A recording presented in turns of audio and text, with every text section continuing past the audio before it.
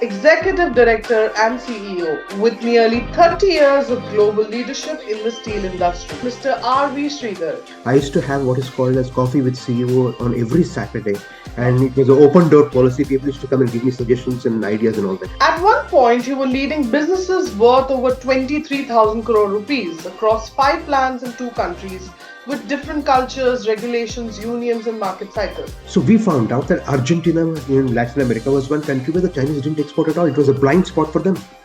Now we exploited that blind spot.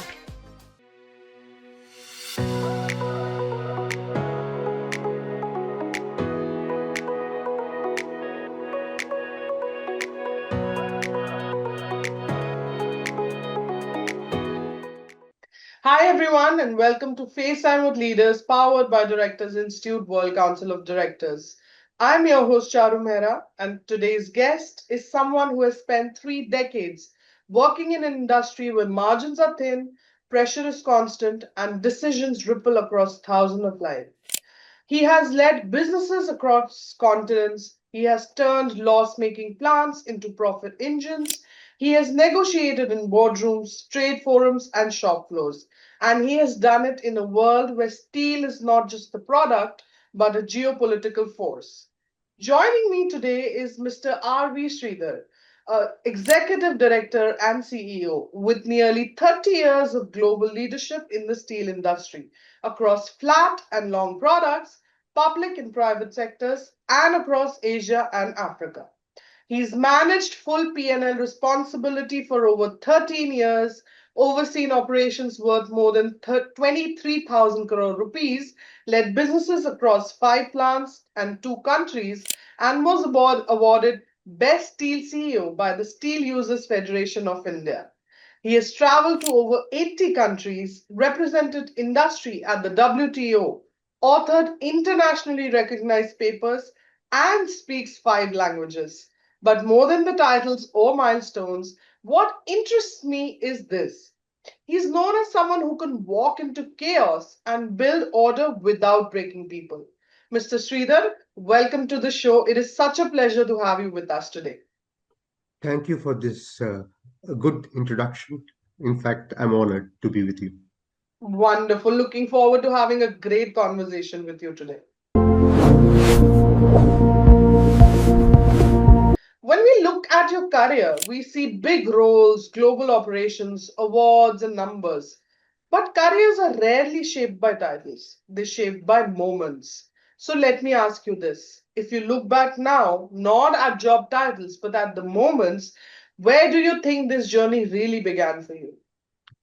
Look, I have 33 years of experience end to end in steel and metals, and also at the intersection of renewable energy, and steel and metals. I mean to say, those who generate energy like wind, solar, others, and the users of the users of the energy like the steel, cement, metals, and also. I am at the intersection of both. Right. Having said that, I would say my real journey began, I would say a rebirth happened in 2014 when I was given a loss-making unit to turn around. This particular unit was, at the time it was called SR Steel Pune facility. In 2014, it was making a loss of about 8 to 10 crores negative EBITDA per month. And then it had a top line of about 1400 crores or so. At that time, it was in such a bad position that my boss at that time told me that in case we cannot manage it, we should have it off or we should sell it off. Now, it took me 1.5 years to turn this around from a negative of 8 to 10 crores EBITDA per month into about 50 to 55 crores positive EBITDA per month. And this total turnaround happened because of various reasons. It happened mainly because of a process innovation, which it was a crowdfunding or crowdsourcing of ideas from the people at large. I used to have what is called as coffee with CEO on every Saturday, and it was an open door policy. People used to come and give me suggestions and ideas and all that. So one of the killer ideas which was given to me was a unicoat. Just to tell you, you have a steel substrate. On top of it, you have paint above and paint below. Now, happens is between the paint on top and the paint below on the steel substrate, you have a binder that's called the primer. It sort of binds the paint to the Into steel the steel. substrate, both up and up below. Right. Now, what a suggestion came to me was, why don't we do away with this binder, or the primer as we call it? Now, this leads to material saving. About 20% or so of the total saving would be because of the material.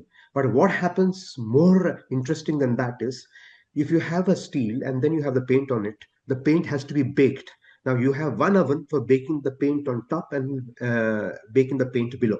So that is one oven. The second oven is for baking the primer. So you have two ovens, for one for baking the primer and the other one for baking the paint. Baking the paint. Now, if we are doing away with the primer, why not mothball entire oven? Now, this is the major saving. 80% of the saving we saved about 3,000 rupees per ton. It's a huge saving. Wow. Okay, this is a process innovation, and 80% of it because of the so-called mothballing of one oven, and the other one, 20%, is because of the material saving. Now, this is an interesting improvisation. In fact, it was a killer idea. And it became a Me Too sort of a situation. Almost everybody, many of my competitors and all, started copying it. Now, Mm. this became a case study in one of the leading management institutes, which I would not like to name. So that's how my journey began, from being a CXO, or what should I say, CMO, Chief Marketing Officer of a big company, towards being a CEO, Chief Executive Officer, and this process innovation and taking the people along.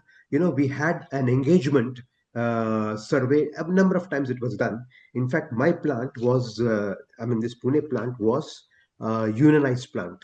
Okay. Now, union, as you know, are very what you call militant, especially in the Pune area and in this part of Mumbai and Maharashtra. No? What so happened is they never sacrifice their benefits. In fact, they want more, they squeeze more benefits from the management.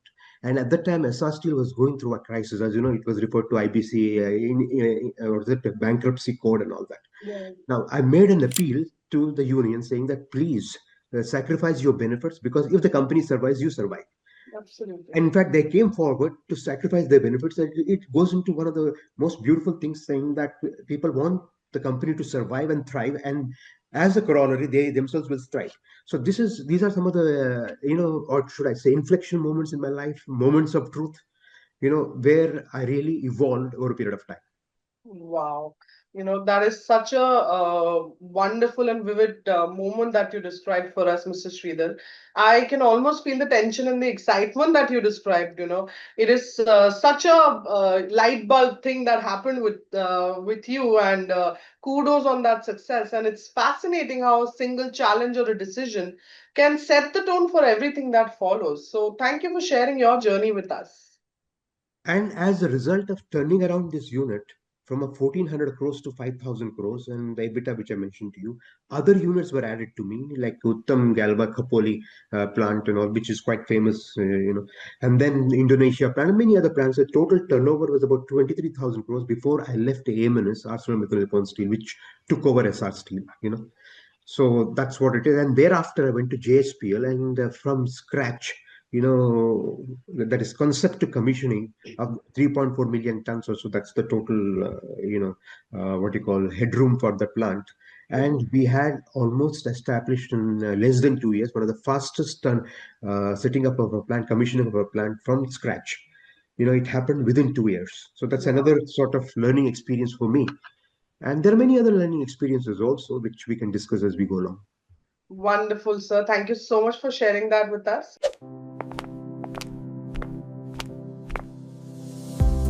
Mr. Sridhar, this is a part of the conversation where we step into the engine room of your career, where strategy meets furnaces, laws meet logistics, and leadership meets reality. At one point, you were leading businesses worth over 23,000 crore rupees across five plants in two countries with different cultures, regulations, unions, and market cycle. How do you personally stay in control of something that large without becoming disconnected from the reality? What systems or habits helped you know what was really happening on the ground, not just what the report said? Excellent question. The most thing which drives me is my passion. I'm 24 by 7 workaholic. I get up at 4:30 or 5 o'clock in the morning, and only step back around 10:30 or 11. So workaholic, and very importantly, follow up. in Indian context or even in a global context, if you give some work, you should be following it up at regular intervals. Now, this will keep your team on leash in a way. Now, this is one. And second point is, this having a leadership where we drive from the front, we lead from the front and not push from behind. This Right. is another point which should be kept in mind, and discipline and manufacturing excellence, that we must reduce the cost and we must increase the price. Now when I say increase the price, I'm not making a motherhood statement. What I mean to say is there has to be a lot of innovation in this is Right. innovation is one area which drives me, and this is what going ahead will keep any organization afloat. I'll give you an example. You must have read a book, what is called the Blue Ocean, marketing, Blue Ocean. What it means to say is we must not go into those territories where there is blood spilled, where we have a direct competition and it leads to price cutting and so on and so forth. As an example, the Chinese are very competitive. Wherever they export in the world, if we go there, there will be a loss of about 18 to 80 to $100 per ton, and we cannot match with those prices because they are highly subsidized, the government support and all that, which we don't get to that extent in India.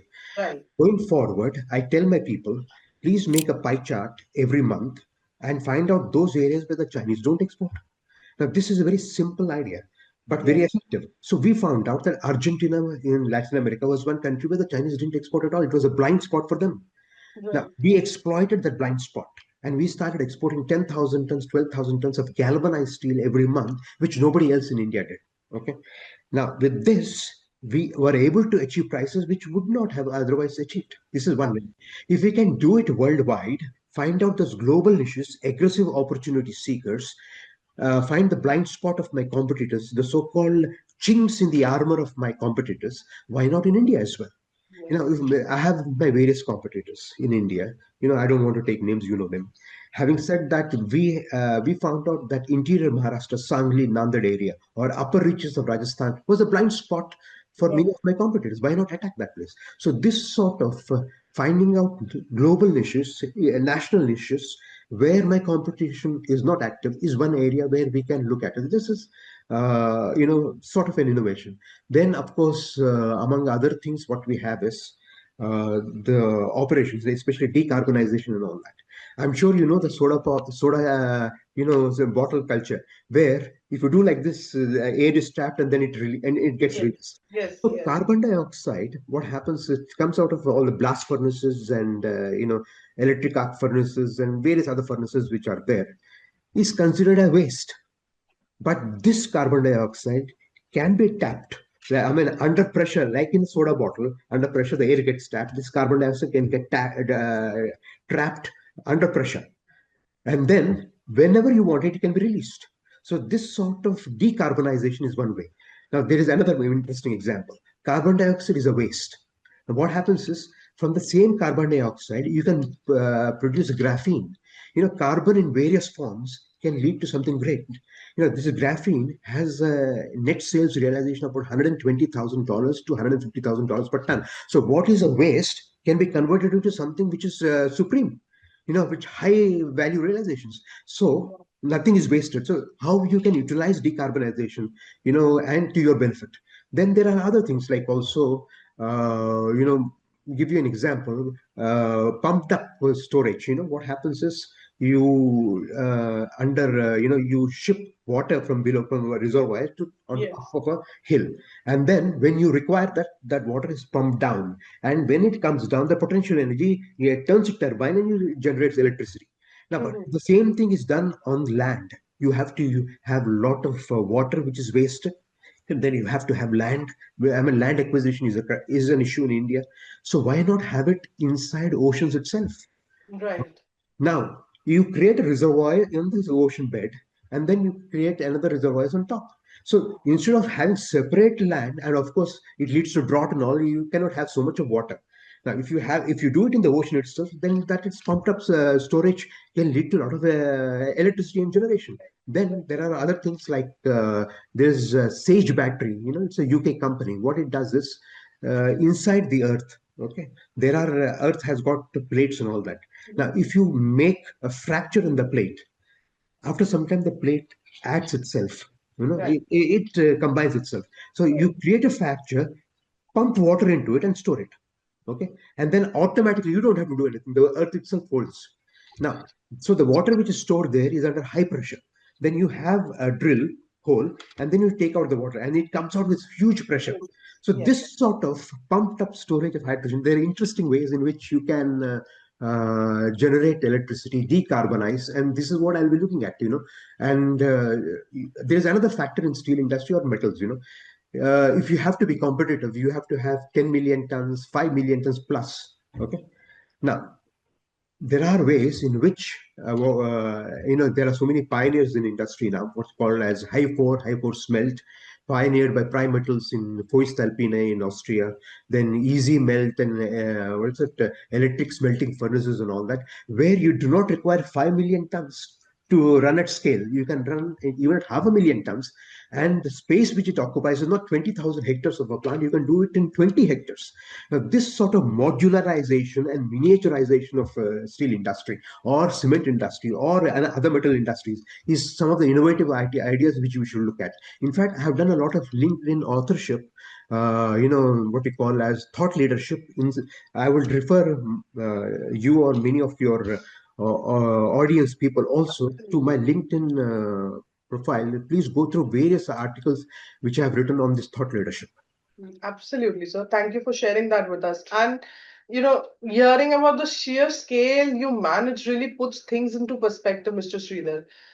The way you stayed connected to reality despite all the complexity is so remarkable. So thank you for sharing. I'll give you one more interesting example. Yes, You know, please.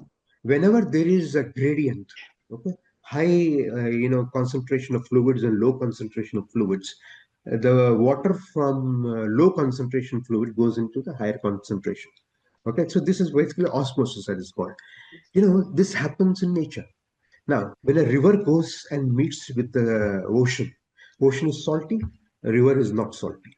Right. You have lower concentration of salt in fact, no concentration of salt in the river, whereas you have high concentration in the ocean. Now, this Ocean. is a salt gradient, ideal for osmosis, and water flows from vice versa.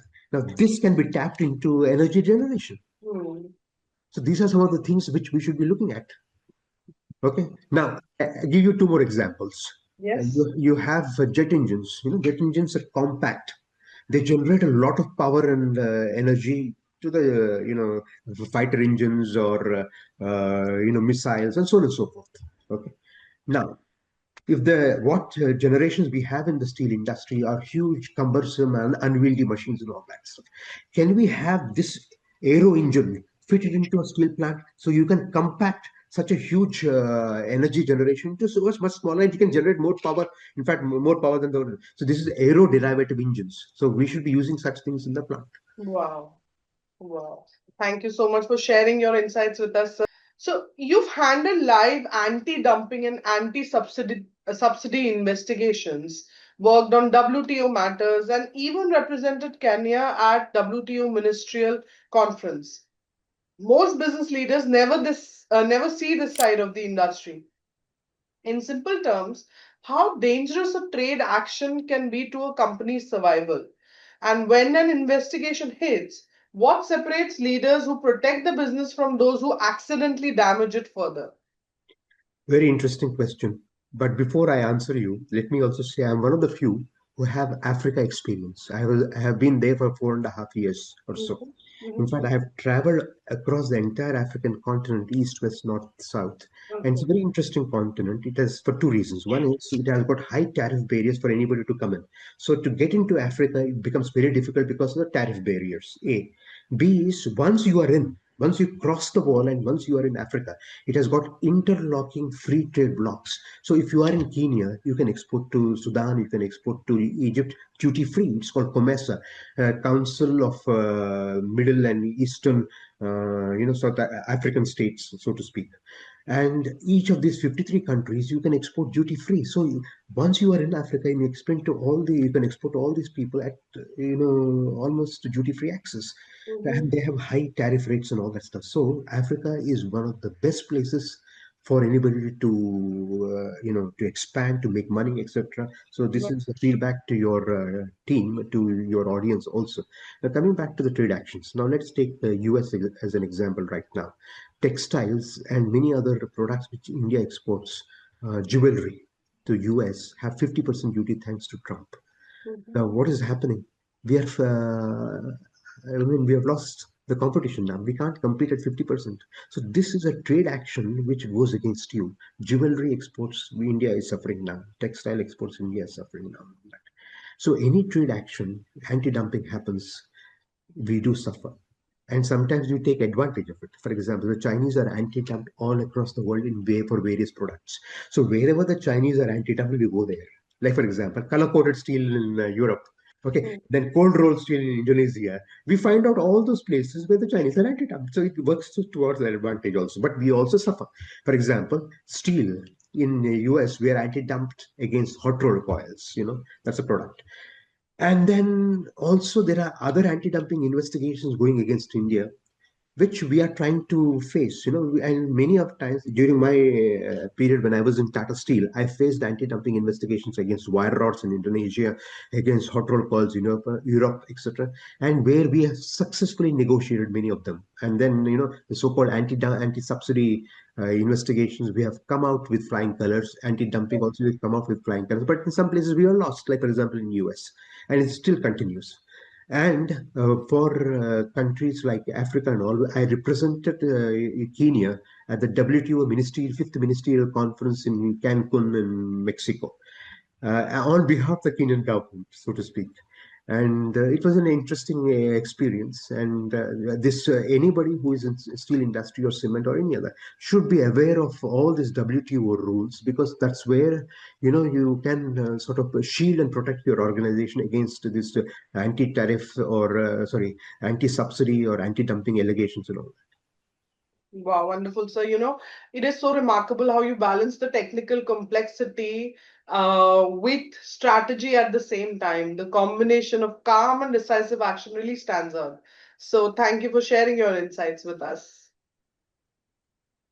You've driven process innovations like Unicode, you talked about it a little, accelerated new product development, and even experiment with ideas like biomimicry in coated steel products. Innovation is easy to talk about in technology companies. In steel, mistakes cost lives and millions. So, what does safe innovation actually look like in a manufacturing environment? Good. Let's talk about Unicode, what you have mentioned just now. You see, we have done something which reduced the cost by about 3,000 rupees or so. At the same time, without sacrificing the product quality, without, compromising the robustness of the product. And we did a lot of trials before we actually sort of put this product in the market. So therefore, we have to shield ourselves against any future complaints and loss of reputation, loss of credibility and all that. So that we will not sacrifice. So going forward, there are so many other things like in-wheel motors. Motors and engines are there at the center of a car. Okay, from there the power is transmitted via gearbox, via engine, transmission shafts, differentiators, and all. It goes to the wheel. So it journeys from the center of the car through the engine, through the gearbox to the wheels. So somebody has come up with a suggestion. Why can't we have the motors which drive the wheels in the wheel itself? In wheel Mm, motors. Okay. Now, this suggestion came 100 years back, but at that time, nobody, sort of took it forward, actualized this, because it had a danger. mm, But the same ideas under a different context becomes very viable. Why? Because you see, there is something called unsprung mass in a car. The mass above this, what you call the spring, that suspension system right, should be having a ratio with that which is below the suspension system. What is a suspension system? When you sit in a car, you are shielded from the vibrations and you're shielded from the noise, etc. right. You feel comfortable. So that's the suspension system. So the mass above the suspension system must be less. Otherwise, what happens is it must be more. Otherwise, what happens is the vehicle loses its balance. Balance. The mass which is below should not be high. Unsprung mass should be low. Now, what happens is, because now We have batteries on all electric vehicles coming into play. And electric vehicle, the batteries are about 700 to 800 kgs.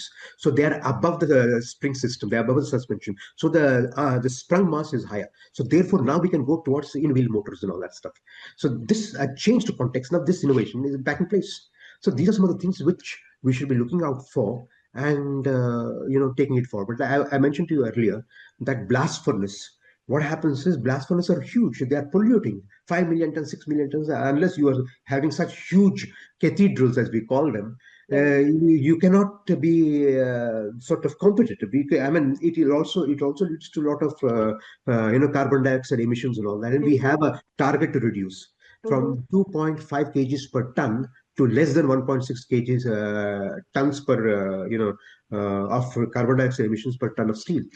Now, so what we do is, can we do away with the blast furnace? So Right. this, what I mentioned to you, is easy melt and high force melt. These are some of the things which we are trying to see how we can decarbonize at the same time make it viable.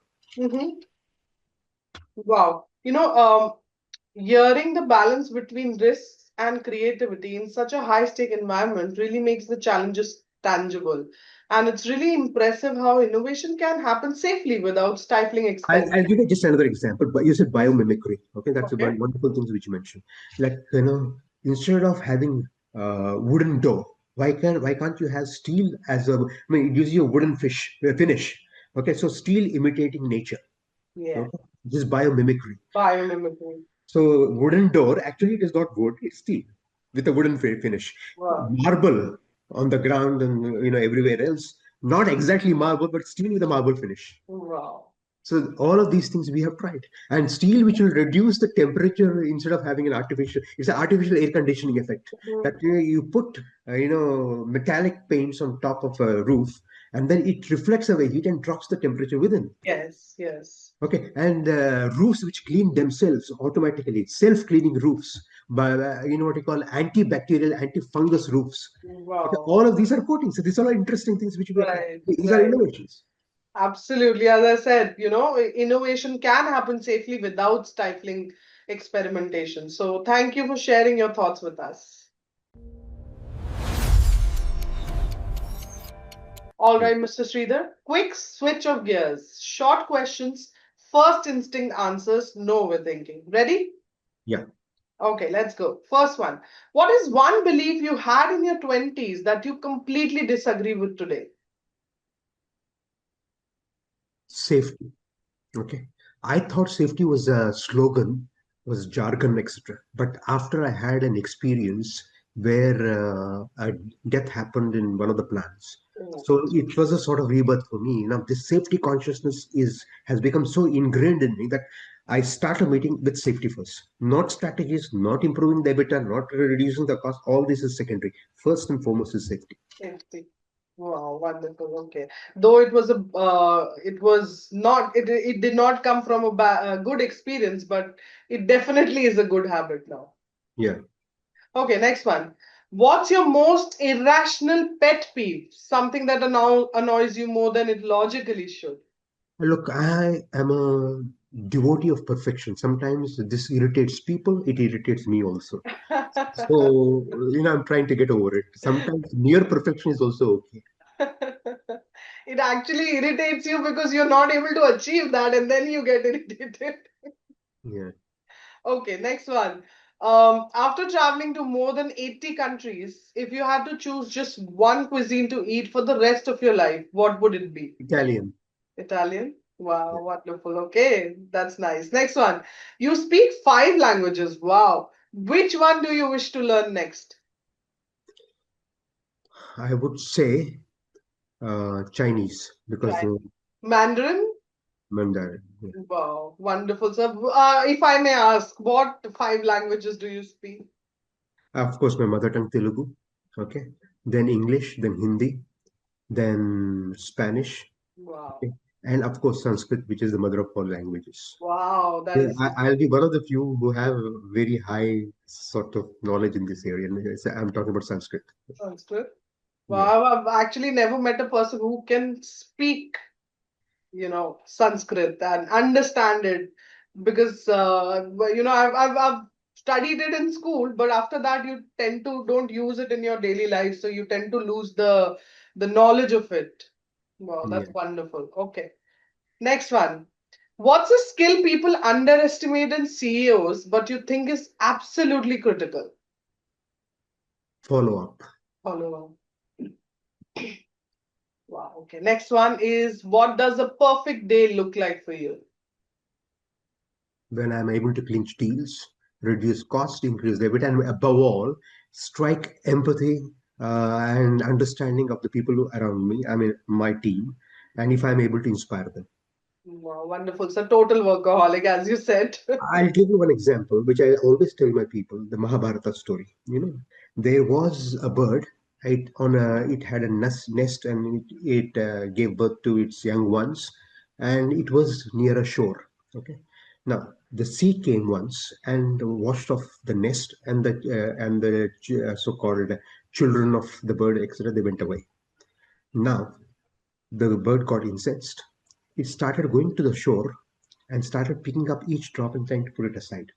And this is a Mahabharata story. And Narada was going through the seashore once, and he asked, "What are you doing?" He says, "I'm trying to dry up the ocean, trying to achieve the impossible." Okay, of course, the bird cannot dry up the ocean, but then the thought. Wow, it's a great story. Okay, next one is, what's one thing you're currently trying to learn or improve at this stage of your career? Look, there is a book by Patrick Schwartz about inevitable surprises, Mhm. which means to say is you have simulations in life. You know what can happen, okay, in future. Why don't you simulate it now and be prepared so that you are not caught off guard? This is a beautiful book. I'll give you an example. In 1975, Patrick Schwartz told Shell company. Shell is used to produce oil in Nigeria. The Okay. southern part of Nigeria, which is Christian, and the northern part is Muslim. The southern part, which is the oil producing Biafra region, wanted to secede, come out of Nigeria. Okay, and Shell's operations were in the south. Okay, so this particular consultant in 1975 told them, imagine if the Biafra region were to separate from Nigeria, and what will be your reactions? At that time, it was outlandish, but then they prepared for it. In 1979, it exactly happened on the Okay. same lines. And so, if you are prepared for a situation, however hypothetical or outlandish it may look like right now, then you're better prepared for it. So these are Yeah. some of the things which I would be looking at. That's a great insight. That's a great advice to everyone listening, sir. Thank you so much for that. Okay, next one is, if time suddenly slowed down for a year, what would you spend more time doing? I will be spending with my family. I have been, very harsh on them, not giving them so much of time.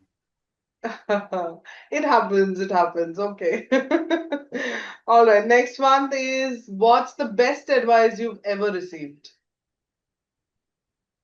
I would give an advice on Anti-Fragile by Nassim Taleb. Okay. If adversity hits you, you don't buckle. That adversity is anti-fragile. You become stronger than before. So this will be my advice to people. Wow, wow, Read that's this book, Anti-Fragile by Nassim Taleb. anti-fragile. I will do that, sir. Thank you so much. Okay, next one, and the last one for today is, not today, not 20 years ago. What does success actually mean to you? Achieving the impossible. Going for the Like best. the bird Yeah. Not high but low aim is a crime. is a crime. Wow.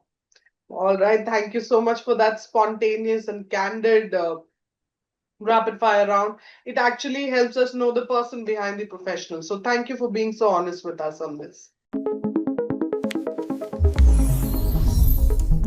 Mr. Sridhar, you've operated in environments where pressure doesn't come politely. Margins collapse, markets turn, safety is non negotiable.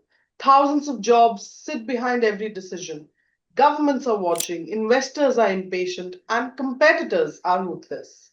In your experience, what is the most common ethical gray area leaders walk into in a large industrial business, especially during downturns? Where do you see good people slowly sliding into bad decisions without even realizing it? I'll give you examples of mergers and acquisitions in my career. Okay. I myself was a target of two acquisitions, A, and B is I acquired two companies as well. Okay. Okay. Now, whenever acquisitions take place, there's a lot of insecurity. Okay. And then there is also lofty and hot air and gas talk, which happens, we will take care of you, we love you, you have career is going to be strong and it's going to be long lasting, etc., etc. One of the things which I brought to mergers and acquisitions when we took over companies was, like, for example, Uttam Galva, when it's a big plant, and then Indian Steel and all that, we brought transparency. Okay. Mm. And the culture of my company was also very transparent. We brought transparency and how not to give false hopes to people, A, but at the same time ensuring that nobody is put to any difficulty. Okay. And whatever decisions are taken with faith, with good faith, in good faith, and interest of win-win situation for both. And this is important in transitions, in mergers and acquisitions, where people can be ruthless. So we brought human face to this sort of mergers and acquisitions. So this is something which I would like to give a message to the people at large. And then again, safety. I told you that safety should be non-negotiable. Okay, and I will stop work if safety is violated. Wow, wow. So that, And then I am in trusteeship of my team. I take care of them. In mm, fact, as it's said in the Bible, Lord is my shepherd. We would try and endeavor to be a shepherd of the team. okay, team. Wow, wonderful thoughts here, sir. Hearing the subtle ways even good leaders can slip into gray areas really makes the risks tangible. And it's eye-opening how small pressures can create ethical dilemmas in high-stake environments. And your perspective really brings the human side of leadership to life, and it shows the kind of leader you are, that you want to be a shepherd for your team. So kudos to you that on that, sir. Thank you. You've already built an extraordinary career, global leadership, P&L ownership, turnarounds, trade expertise, and awards. So here's the question many people listening will quietly ask themselves. Why step into Directors Institute at this stage of your journey? Very interesting question. First of all, I happened to get introduced to that particular session, which was taken by Dr. Mehta, Dr. Havel Mehta, right? And his team, and it was love at first sight. I would say I was quite impressed by the presentation which was made, and subsequently the literature which was given to me, about 24 modules or so. I have already completed 5 or 6 modules, and I am on course to complete in the next 1 to 1.5 months. It is quite interesting literature with Right. a lot of case studies and all that. And as I told you, I was impressed with the presentation which was made, and it was love at first sight. And see, I myself have been whole-time director in JSPL Angul facility, as well as in earlier in AMNS. So for me, being a director is not new. But however, you see, one is to have been a director, but then the knowledge, the literature, the structure which goes around a director. This is what I'm learning from this director institute, which to me is important as well. In fact, there are so many nuances in this journey which I would like to pick up. And there's some very interesting case studies. In fact, what I have been reading is Unilever, Nestle, then Apple. They are exemplars in corporate governance and all that. And perhaps we would like to emulate them. Wow. Wow. First of all, thank you so much for that wonderful feedback for the Institute, sir. And I'd also like to add on that it's really inspiring to see a professional with the extensive experience like you have, still going ahead and doing something to enhance their skill, to increase their knowledge. That's really inspiring for us, for the future leaders coming up. And I'd also like to say that, it's so powerful to hear how your experience, reflection, and purpose are guiding you into this next chapter. Your story really shows that leadership doesn't end, it changes shape. So, thank you for sharing your journey with us today, and I Thank you. wish you very all the best for your coming endeavors. Thank you. Thank you. So, Mr. Sridhar, this has been a truly memorable conversation. You came in with the reputation of a turnaround specialist, a global steel leader, a trade expert, a CEO. You reminded us that leadership is not tested when markets are stable and balance sheets are comfortable. From the shop floor to boardroom, from trade negotiations to business turnarounds, your journey shows that building strong business and building trust do not have to be opposite goals. Mr. Sridhar, thank you once again for your time, your honesty, and your perspective. It's been a privilege to host you. Thank you. To our audience, thank you for joining us on FaceTime with Leaders, powered by Directors Institute World Council of Directors. I'm Charu Mehra. We'll see you in the next episode.